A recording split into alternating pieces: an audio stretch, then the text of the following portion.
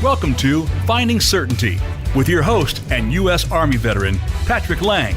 Over the next hour, you'll learn from Patrick and his expert guests how to attract more certainty into your business and your life. Now, here is your host, Patrick Laing. Welcome to Finding Certainty, everybody. Thanks for coming back, and thanks for joining in. We're very pleased today to have a special guest, Mr. Adam Torres, CEO and founder of Mission Matters. He's one of the foremost experts in the world on our topic today. He's interviewed thousands of people on his podcast, helped publish over 250 books for authors, and is really one of the best at amplifying one's brand. So we're actually putting out a book together this fall that we'll be talking a little bit about. But Adam, thanks for being here, my friend. Hey, Patrick, highlight of my week. I'm excited to finally connect and come on your show. So thanks for having me. I feel the same way. Exactly. So I always start out the show talking a little bit about why I invited a guest on. And there are a couple of main reasons for that. I want to get into that. But first, why don't you just tell us a little bit about yourself? Where'd you grow up? Where'd you go to school, et cetera? And I want to get into your career and how you became the man, the myth, the legend, the master of Mission Matters. So, yeah, Patrick. Well, I'm from the Midwest originally, so I'm a Michigander from Detroit, born and raised. Went to Michigan State, so I was I've been on the West Coast now, probably a little over 10 years or so, but Michigander at heart. I started out my career in finance, so I'd say 12, 14 years in finance, really before transitioning into media, publishing, podcasting, all that good stuff. Right. So you're the co-founder and CEO of Mission Matters, but I know with your financial career and 14 years in the business there, you helped a lot of customers. I mean, you had a large portfolio and you actually had a really great career. And it's an interesting story, understanding how you transitioned from there to here. I know you refer to it in the podcast as the hero's journey. And I know that's not necessarily just referring to you, it's referring to every one of your guests, right? Because every entrepreneur who comes in and succeeds and makes a difference is a hero. But I'm really curious about how you turn from financial advisor to media personality. Yeah. Do you mind getting into that a little bit? How you created the platform, how this whole thing came about? And I think it's a really interesting story that many of our listeners will be interested in. Well, first thing, I'm not going to claim it was some master plan. So the way you kindly tee that up, it sounds like I had it all planned out, right? Right. Not the case. So again, total financial advisor. When you think about my life at that time, working for a large company, went to work, had a great book of clients, amazing clients, and made good money. So I was happy, and I was thinking to myself, if I'm going to be a financial advisor for the rest of my life, I should probably own the business. So I decided to go independent. When I went independent, I did two things. First thing was I obviously had to do all the regulatory things that go into launching a firm. The second thing I did was my mentor at the time says, Adam, you got to write a book. And I'm like, I don't want to write a book. Why am I going to write a book? Like, I'm running a firm. I got other things to do. And he says, well, you have to brand yourself. People have to know your story. You have something interesting to share. And that's what's going to differentiate yourself from maybe some of your competition. So begrudgingly, I wrote my first book, and things changed like immediately. So maybe for me internally, like I hadn't changed as a person. I was still Adam, still the financial advisor. But what had changed is how people viewed me externally. So I found myself getting approached and getting like these cold calls about being a speaker or going to an event or doing all these things. I mean, I've been as far away as China on a speaking tour due to somebody reaching out to me cold on LinkedIn. So I was like, what's going on here? I didn't really quite understand it. And at that same time, other people started asking me, Adam, can you help me publish a book? Can you help me become an author? And I was like, no, I'm a financial advisor. I can manage your money. It's great. It's great, sir and ma'am, that you've been so successful and you want to write a book, but I can help you manage your money. So I, again, begrudgingly, I said, these are, amazing people with amazing stories. I fell in love with their stories. Like, these are people that I want to help if I can. And at some point, as that started to grow, it was kind of a decision. Like, you couldn't, in my opinion, maybe others can, like Elon Musk or who knows, many other people that can launch and run big businesses, multiple of them. I can't. Like, I got Mission Matters. That's all I could do.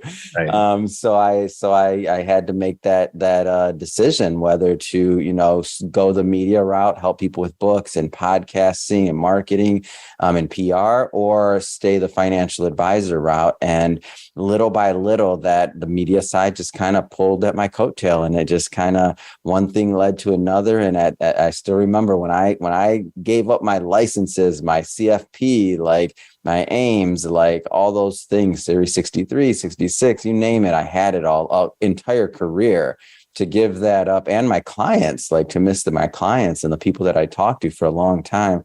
Wasn't an easy fit, but I just see this huge need in the marketplace for people to be able to tell their story, much the way and to that need platforms just like yours. So your platform is just such a huge service to the business community. Without platforms like this, people don't get to tell their story, and then the leaders don't get to kind of cut through the noise of maybe how some other media is done, where it's, let's just say, going after some clicks, right? Like, right. It's just a different world.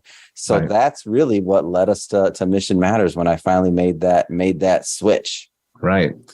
I want to get into that part of the story, what it is you do, and more of that transition. But let's back up just a minute, because you allude to having to give up those licenses, and I mean, you had them all. Like, you had your series licenses. You did insurance, you did trading, you did CFP. I mean, the list goes on, right? And you had launched your own RIA firm. I mean, this is big investment. This is years invested, right? Don't remind me. I mean, I've looked at those tests. I've taken some of those tests. I used to work in finance myself for several years, and that is no small undertaking, right? So I think it's a really interesting topic, if you will, really interesting discussion about how much work had gone into that. Because many of our listeners are considering such a leap. They're considering such a transition. Yours came about kind of organically and naturally.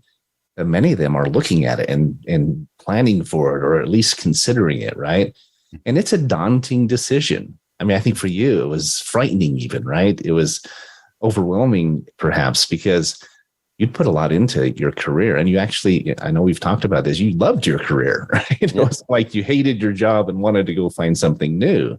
Tell us more about why you enjoyed what you were doing so much, because I want to kind of juxtapose the difference between corporate America and having a salary and benefits and everything, to going into business for yourself. I think it's a really important topic. I think it's really interesting to a lot of people. So what was it that you enjoyed so much about your job, who you worked with, who you worked for?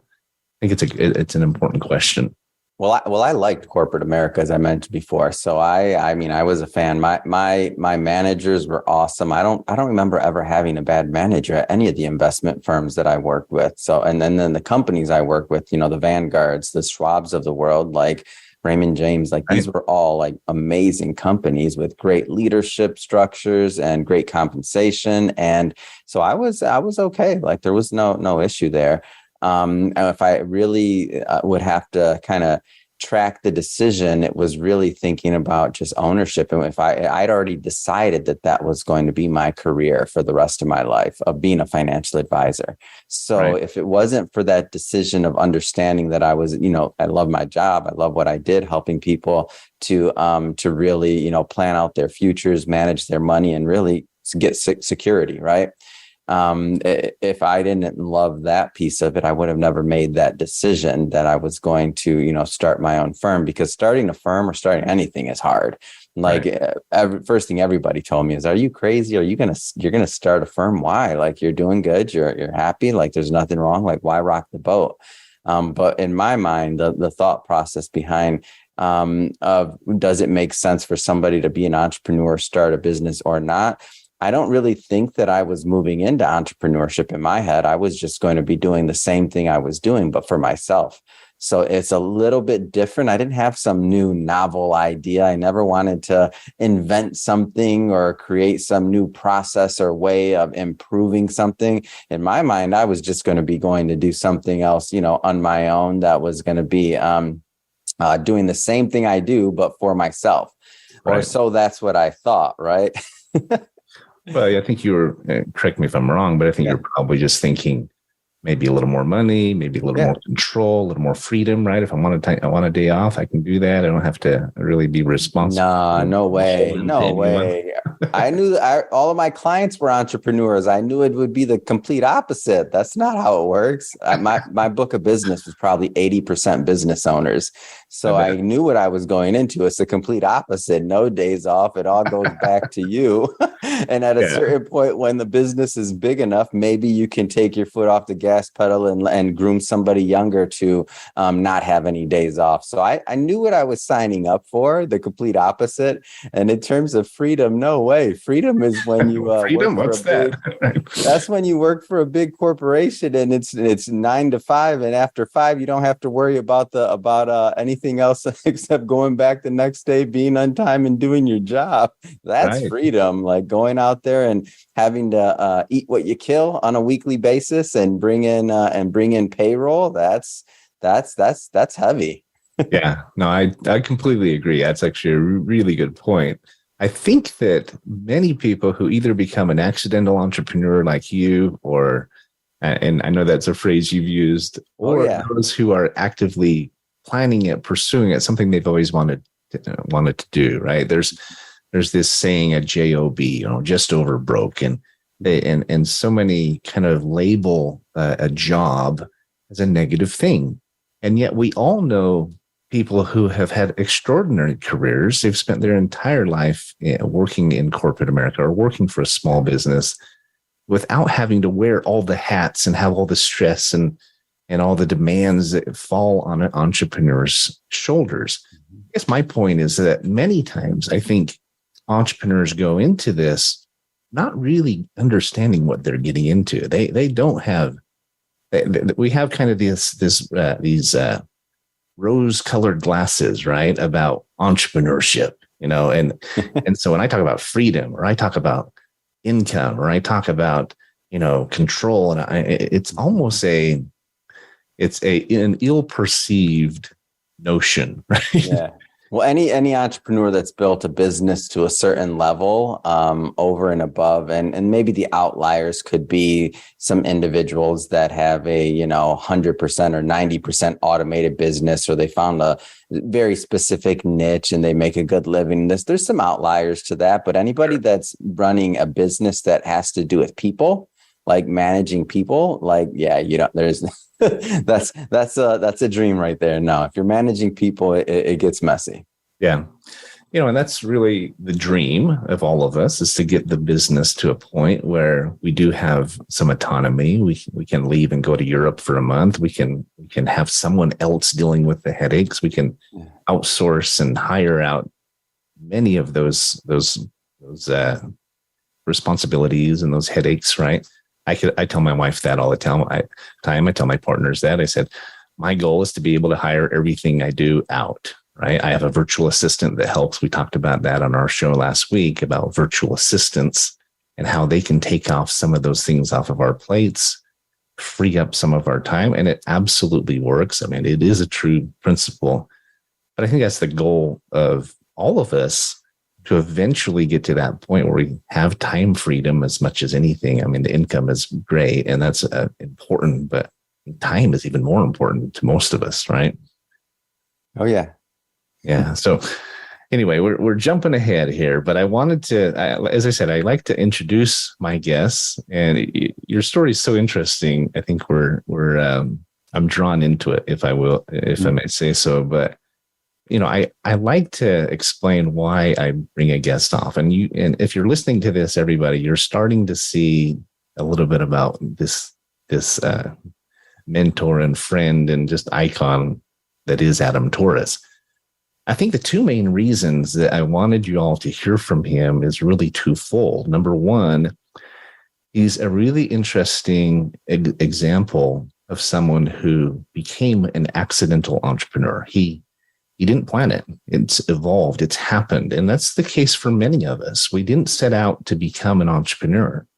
I enjoyed working for others for a long time, right? And so your story resonates with mine a little bit. We're going to talk a little bit about that later. But so I think many people are either listening and considering entrepreneurship, or they're in the process of starting their own business or trying to build their own business, and they need to hear your story because it puts it shines a light on these really important questions.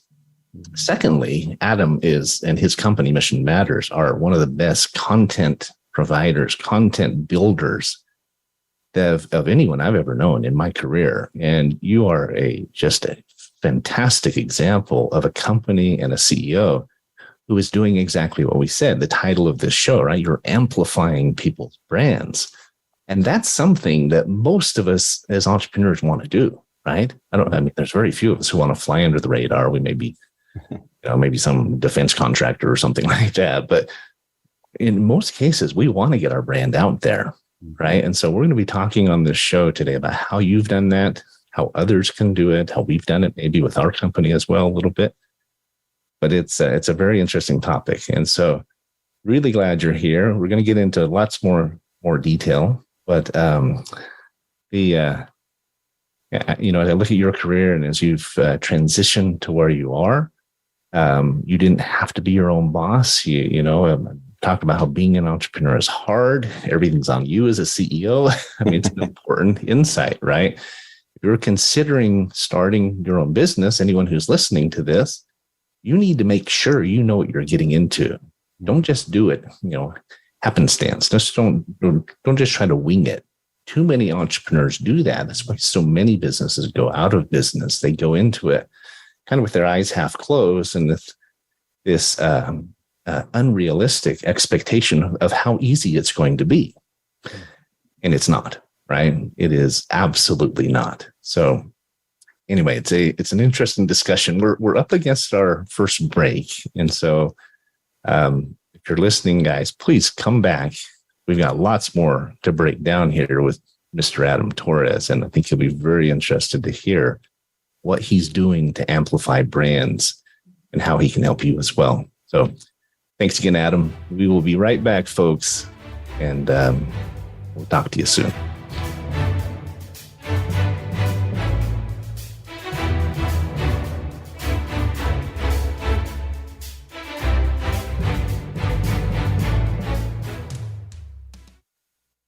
Become our friend on Facebook. Post your thoughts about our shows and network on our timeline. Visit facebook.com/Voice America. Certainty Management can help create more certainty in your life with our deep discount health insurance options, even for 1099s, part-time employees, volunteers, and more. Pay less to protect yourself, your loved ones, and your team. Call 888-684-3122 for a free quote today. That's 888-684-3122. Visit us on the web at CertaintyTeam.com. That's Certainty, TEAM, like Mary.com. If you're a nonprofit in need of funding, we can help. Certainty Management is a cost reduction firm that also helps churches, schools, sports teams, and other nonprofits raise unlimited zero-cost funding. Best of all, you don't have to sell anything or ask for donations. Call 888-684-3122 to learn more today. That's 888-684-3122. Visit us on the web at CertaintyTeam.com. That's Certainty, TEAM, like Mary.com. Voice America Business Network, the bottom line in business.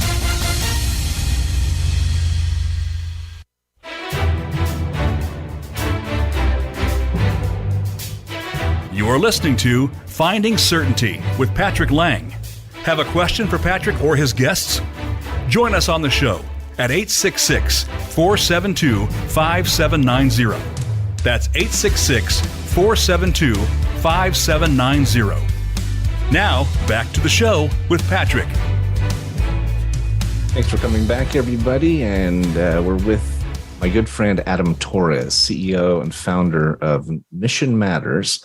They're a publishing company. They're a podcast phenom with you've done over 5,000 podcast interviews, Adam. You're in the top 5% of all podcasts. That's amazing. And you also do PR, you do marketing, you do a number of things for your clients, right? So I want to get into a little bit more about your story, what it is you guys do and how you do it, because it's really unique. But if I remember right, you actually mentioned this earlier, but you had a mentor or someone who kind of encouraged you to publish your own book at first, right? And yeah. How long from when he first told you should do this to when it actually happened? Is this something he had to kind of ride you about for a couple of years? Was it pretty quick? I mean, how did your first book come about, if I may? Well, it took a solid year to write and to get my first book out, and I really just started dictating it into a phone. So I had a I think Dragon like audio recorder or something like that, and I just started talking. Really, I could talk, and I started doing that, and a little bit over time, like that, like talking out my chapters and thoughts and things like that. Then organize them, put them together. And let's just say that first book, that's my ugly duckling. So it's not, the content's great. I mean, it's me, it's my words, but let's just say the quality of the publishing, the cover, all the other things, like it was my first time. It definitely reeks of being self-published, let's say. So but I got it out there. And for anybody listening, I'm not over here saying that you have to go through a publisher or that you have to do anything really. But I'm of the camp of, if you got a story inside of you and you want to get it out and you feel that it can do any value to anybody, I don't care. You don't have to go through a company like Mission Matters. Go self-publish, do something, but get your book out. That's a great comment. Many of us, I think we feel like we have a story. We just don't know where to start, or we may even feel like we don't have a story. We don't have something that would be of interest to people, or we don't feel like we could put it into a format that would be interesting or would be engaging or impressive, maybe, right?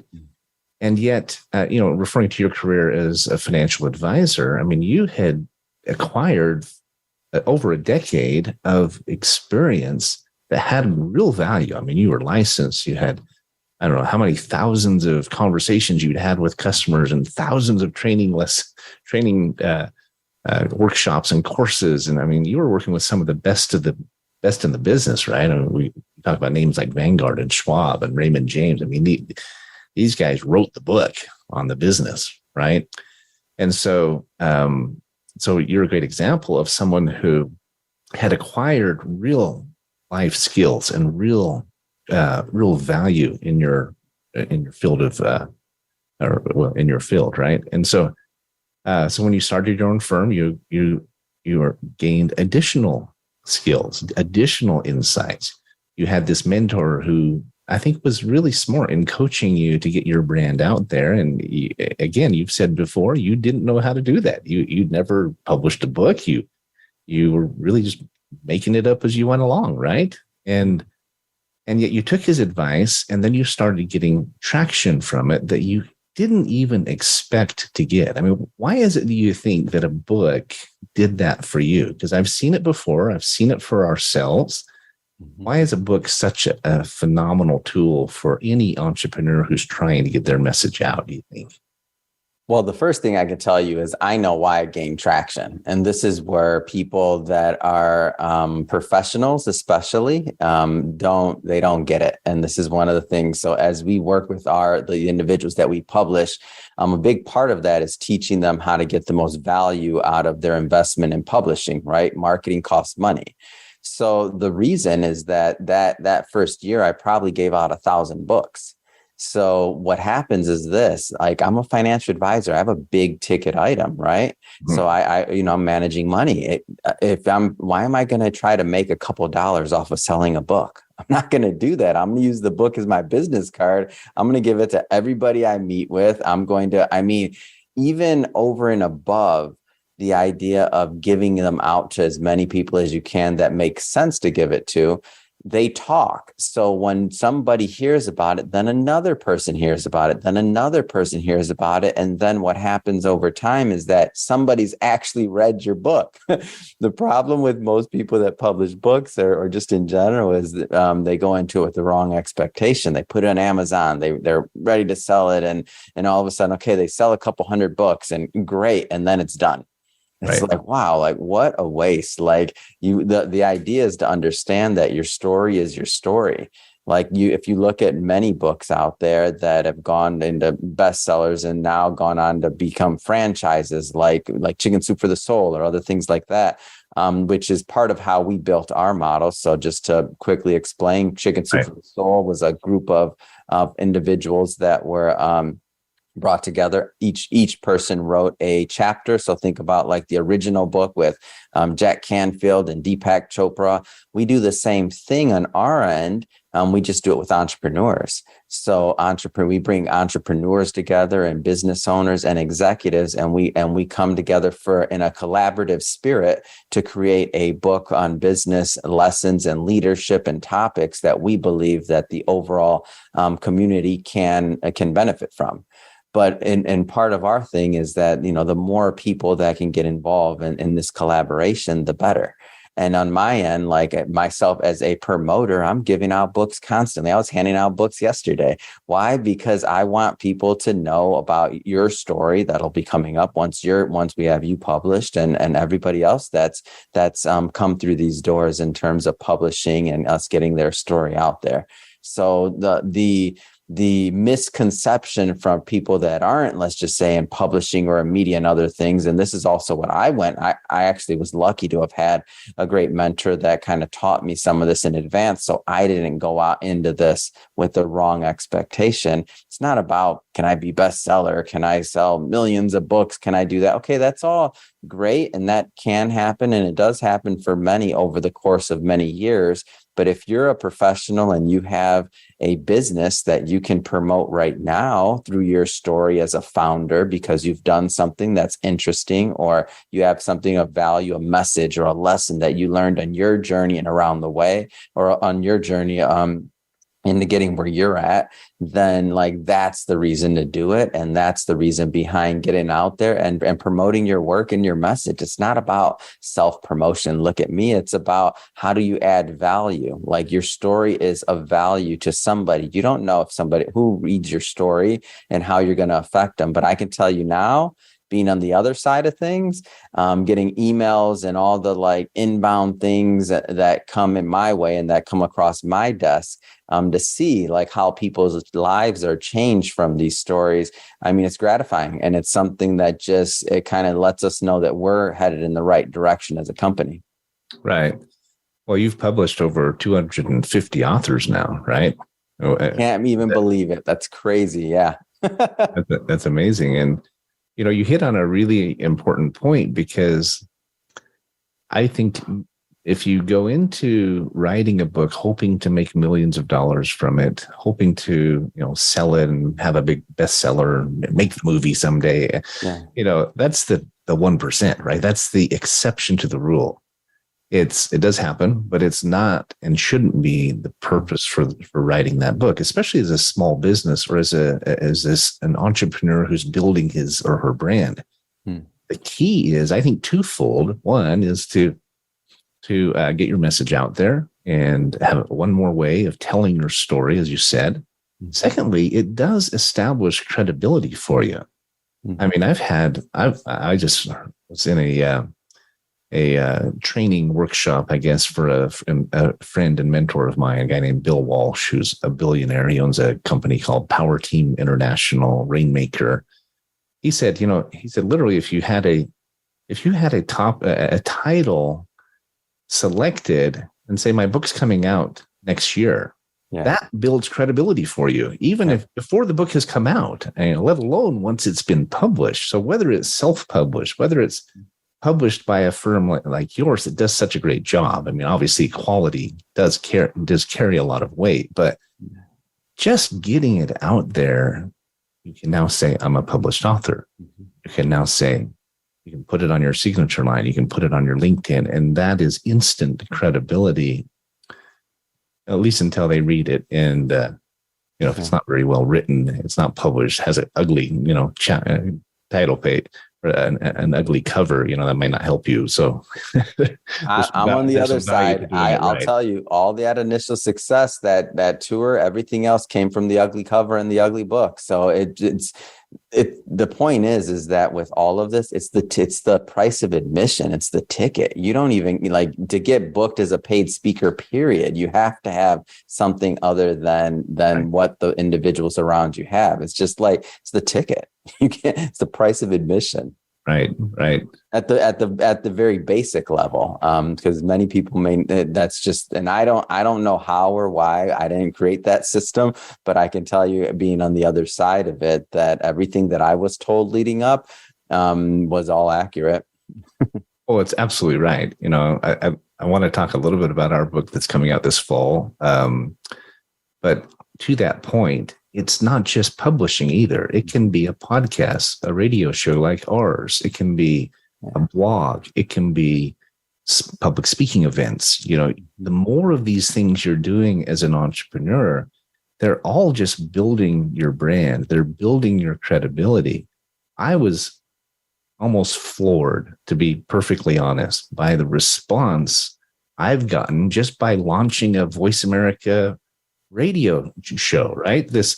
I've done I've been here 2 minutes, right? We've done 5 episodes, right? And I'm already getting invited to come speak at events, and I'm meeting just different influencers who want to be on the show, who want me to be on their show.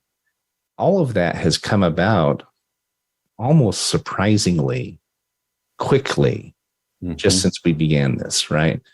You are the by far the biggest influencer in this, I say, media personality that we've had on our show. So we're very honored to have you here. You've done 5,000 shows. I've done 5, right?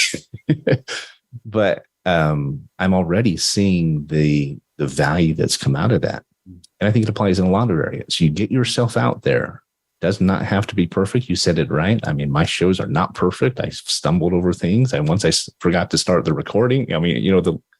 There are multiple examples of how we learn while we're doing, right? And it's the best way to learn. We can talk about it forever. We can fall into the rut of analysis paralysis. But whether it's starting a business, promoting our brands, the best way to do it is just to do it, to just start, right?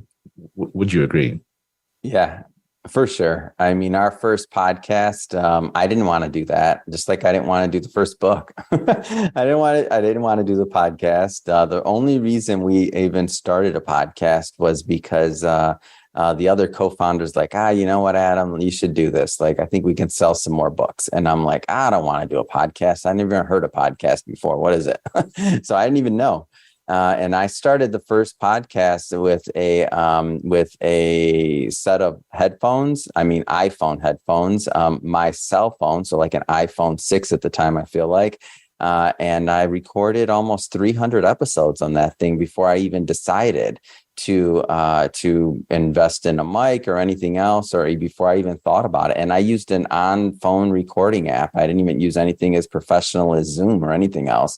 And the interesting thing was we built an audience, just like the ugly book. That was the Ugly Duckling podcast. And I did zero prep. And I just started, I would, bring guests on there. And it was interesting to see the response. And it was interesting to see that people were still in. These were the very early episodes weren't even edited. I would record them, put them right up. And the thing is, the audience grew, the following grew, and it was okay, I guess I'm stuck doing a podcast now because that wasn't going to change at that point. And then the demand grew as well to be on the show.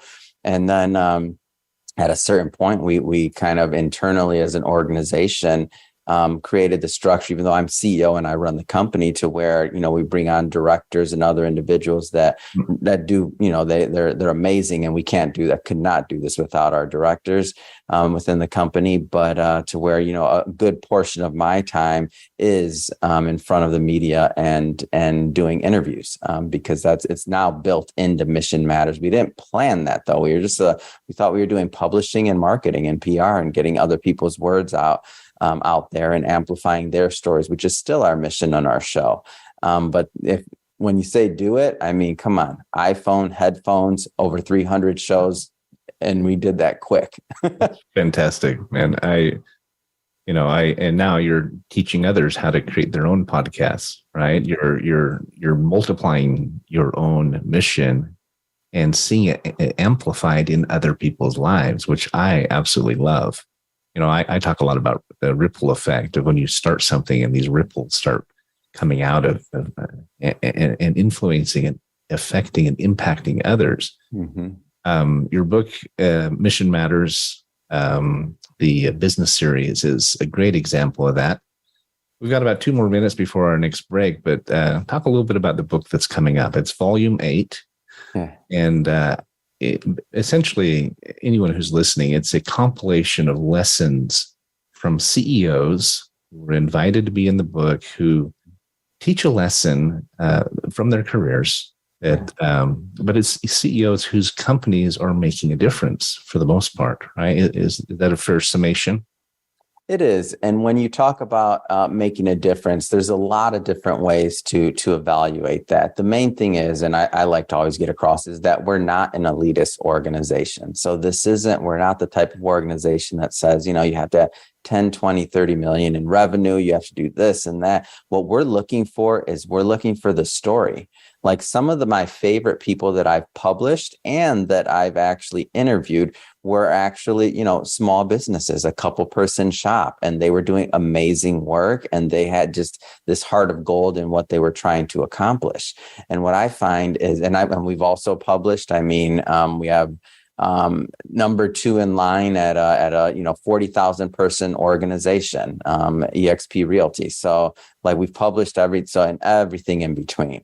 So what we really do is we scour the business community for great stories. So we're all about the story. So when I kind of always like to lead with that, so people understand that we're trying to get the best story out of it, because it's not just about, okay, what have you done and how much money have you made and this and that. No, it's like, how are you innovating? Like, how are you approaching your business? What can I learn from your story? And myself, having, interviewed all those individuals, published all those individuals, I learn from every single book. Like, that's what books do I read? Anybody asks, I say, I read our books. Why? Because they're good. They're page turners. They're made to be, think of it like a good Netflix series. You get done with one, if a really good episode, and then you can't help but to watch the next one. So Netflix and created bingeable content. We'll say that model. On the book side of things, that's how Mission Matters books are designed. They're designed to be bingeable content. I want you to read one chapter and say, whoa, I wasn't expecting that. Okay. And then you see the next one and you're like, before you know it, you're like, okay, I didn't plan on spending that extra hour or 2 reading, but you're still doing it. Right. And in my mind, I might be self-interested as a publisher, but I want people doing more reading than watching Netflix nowadays, especially if you're on the entrepreneur track, because watching Netflix isn't going to get you there. Right. That's a really good point. We've got to go to break, but that bingeable content becomes bingeable amplification, right? This ripple effect of that person's story translating to their brand and who they are. And some extraordinary things happen from that. So we're going to take a quick break. We'll be right back with more of Adam Torres. I want to get into the podcast side of this, because I think there's more to talk about there, how it's come about, what you've learned from this process that can benefit our listeners. So we'll be right back, folks. Hang in there. Thanks, Adam.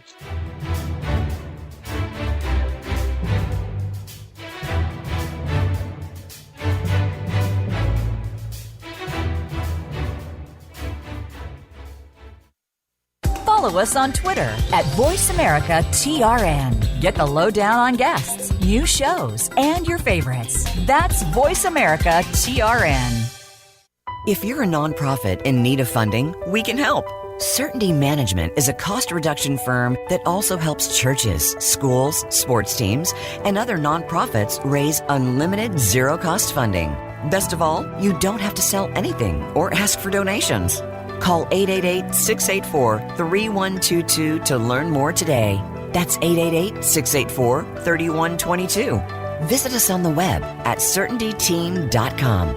That's Certainty, T-E-A-M, like Mary.com. Certainty Management can help create more certainty in your life with our deep discount health insurance options, even for 1099s, part-time employees, volunteers, and more. Pay less to protect yourself, your loved ones, and your team. Call 888-684-3122 for a free quote today. That's 888-684-3122. Visit us on the web at CertaintyTeam.com. That's Certainty, T-E-A-M, like Mary.com. When it comes to business, you'll find the experts here. Voice America Business Network.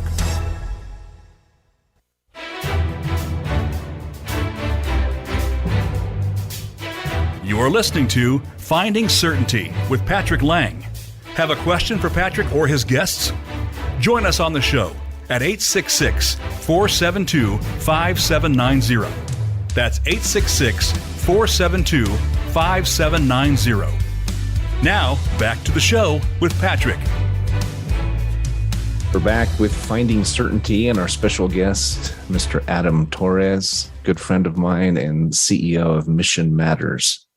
We were talking, Adam, prior to the break about this book series that's coming out. It's your 8th volume, over 250 authors published. Talk a little bit more, if you will, about this upcoming, what do we want to call it, version or how do you refer to it? I say it's a book launch. The volume, We're right? launching a book, Patrick, volume. And I'm excited. I'm excited to have you be a part of it, and all of the press and the promo and everything that goes into a book launch. It's interesting to see these things build over time.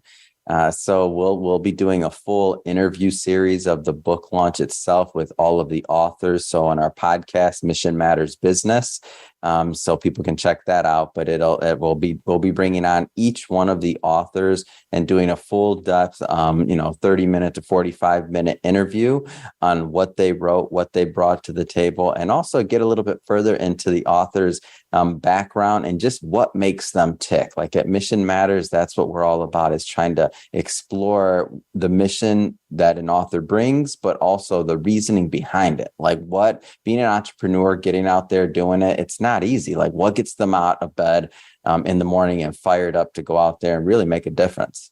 Right. You know, as we were talking about your story, how you really became this accidental entrepreneur. It came about without your planning for it. Many others make the plan. They've always wanted to be an entrepreneur and they tackle it. We all learn from our mistakes. We all learn from the growing periods and the stretching and so forth. But talking about the book series, I love the fact, and we were talking about earlier about how you can self-publish, right? Your first book was, you refer to the ugly cover, and it wasn't, you could tell it was self-published. It wasn't the best quality. They've gotten better and better since then, obviously. But there are advantages to partnering with someone like you who understands the industry, who's going to promote the book, who puts out really extraordinary content. I was honored to have been asked. I know we're going to be on the cover together. You even asked me to write the introduction, which was amazing. I talked about how, as you'll see in the book coming out, I compared leadership in business to fishing, because I'm a fly fisherman. And there's some interesting parallels there. I talked about a challenging experience I went through with an employer that really burned me and several employees. But I think it's really important that anyone who's listening understand that you can do it on your own. But if you partner with someone like Mission Matters, like your team, it's going to be a far better process. It's going to be faster. The end result, the end product is going to be significantly better. I think it goes without saying, I guess, do it by yourself. You're never going to do it as well as if you hire some professionals to help. So any thoughts on that? Well, I mean, there's always a cost, right? Like there's a cost for everything. So I would say what really killed me on that first book was opportunity cost. So doing it myself before I had a publishing company and editors and all the things that go into publishing and marketing arm, it took me away from my business, period. Like it was a big distraction. Like I knew I needed to do it. I knew it had to get done.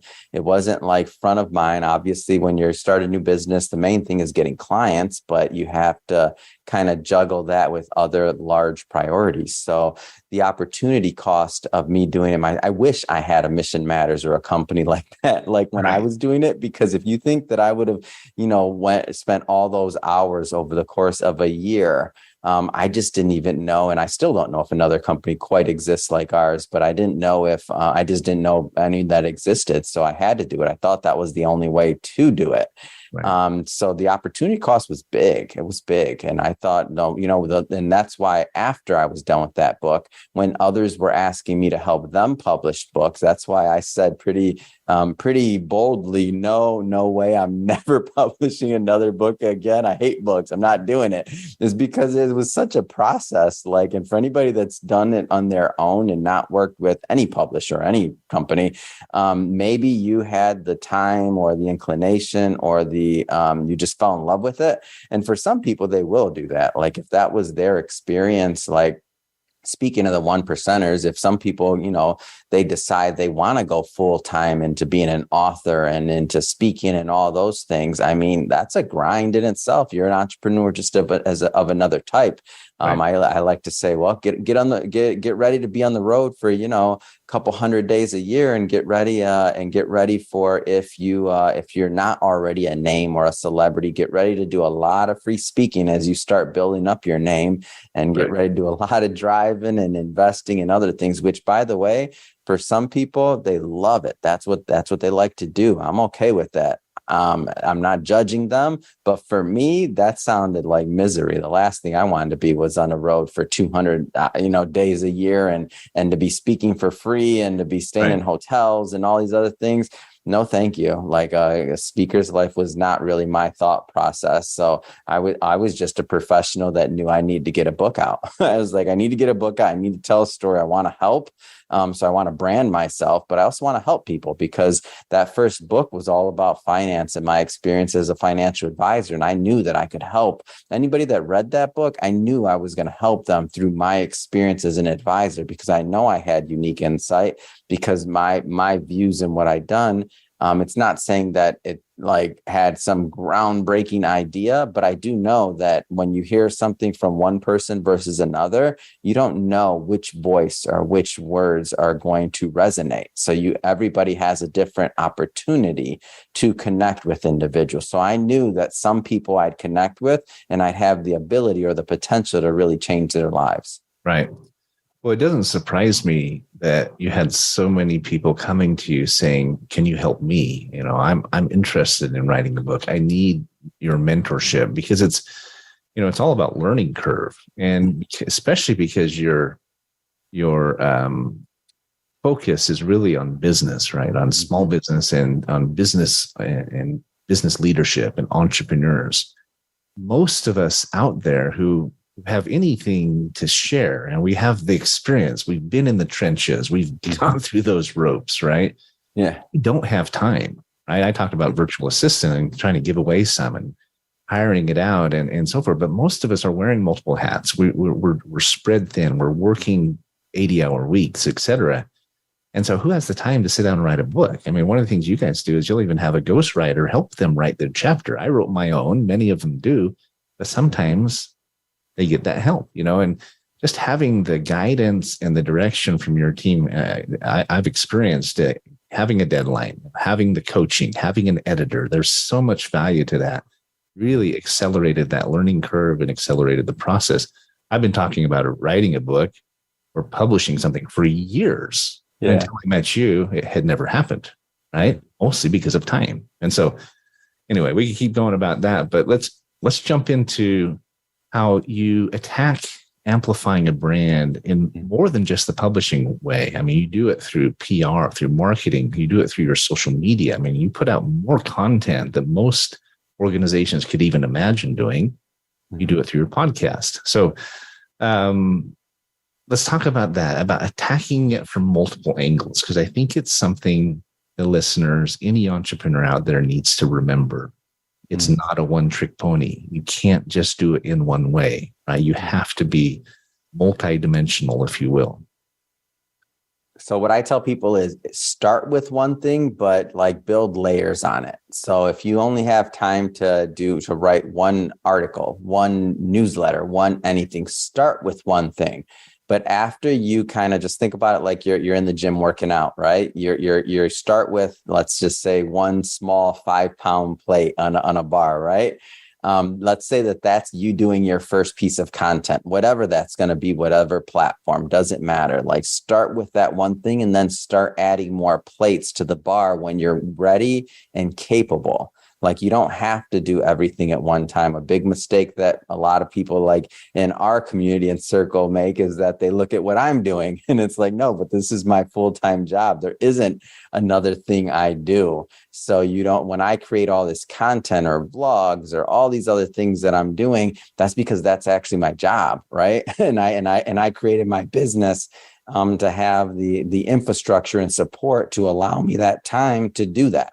Right. So that's the first thing I'd say.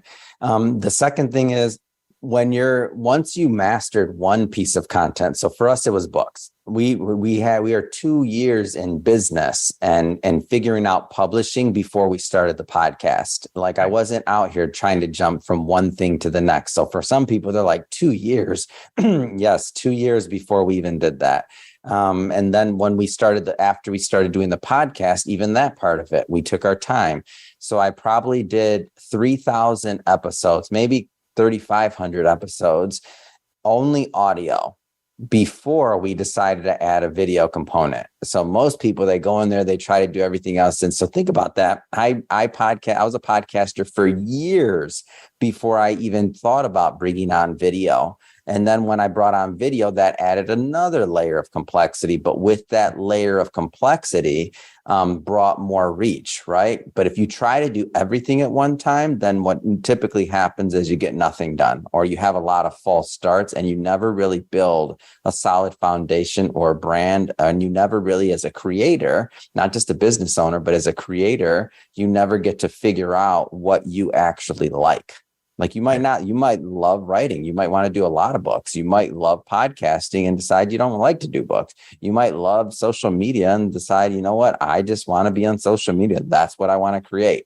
But all of those things have the ability to play together and work together. And if you combine all of those things out there, all of those tools over time with a good strategy and plan, then some really interesting things can happen when you go to build your brand. And then when people Google you, they're not looking at like, should I do business with this person or who is this person? They're then it kind of changes. It kind of becomes, whoa, okay, yeah, we were thinking about this company or that company. I can't find them anywhere. This is what you do. Right. And so even doing interviews like this and being interviewed. So I can't tell you how much business we've gotten because somebody sees an interview like this and they're like, oh, and then what, and how you know this happens, by the way, is because they volunteer information about you that you never talked to them about. You're like, how did they know that? And you're like, oh, I said that on Patrick's show, or, oh, I said that over here. Oh, I said that over there. So you understand that people are digesting your content. Right. We're experiencing that. I mean, you're even doing TikTok now and other things. I know a lot of people don't realize TikTok is for business. We don't have time to go into it now, but we could do a whole nother episode, Adam, which we should do in the future and break down marketing in general, TikTok, YouTube, all these other aspects. We are coming up on the end of our show. How do people get a hold of you if they want to learn more, want to reach out about the book, the marketing you do, how to start their own podcast? What's the best way to get a hold of you? Real simple, missionmatters.com, easy to remember, missionmatters.com. And then Ask Adam Torres on Twitter or anywhere, TikTok, wherever you want to go. Ask Adam Torres if you ever want to connect with me personally. Well, I highly endorse you, my friend. I've experienced it myself. I'm experiencing it with the publishing of the book, with the marketing you're doing and the promotion. I mean, you are a man of your word. You do what you say you will. You are not just amplifying your brand, you're amplifying others' brands. It's an absolute privilege. Absolute pleasure being a part of it all with you. So thanks for being here. Thank you, Patrick. Too kind. My pleasure. Everybody, thanks for being here with us. We will be back again next Friday, 9 a.m. Pacific, 12 p.m. Eastern. If you'd like to learn more, as Adam said, reach out to him at missionmatters.com. You can also text the word certainty at CERTAINTY to 26786. We'll have someone from our team reach out to you by the next business day and either put you in touch with Adam or answer any questions you have about what we do. Thanks so much. Thanks for being here on Finding Certainty. Always a pleasure, Adam. We'll talk lots more. Thanks, Patrick.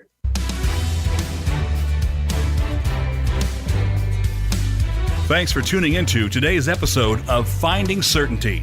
We hope you've gained some more insight into how to create more certainty in your own business or nonprofit. Join us next week for another taste of the certainty experience. Until then, we wish you greater certainty in all that you do.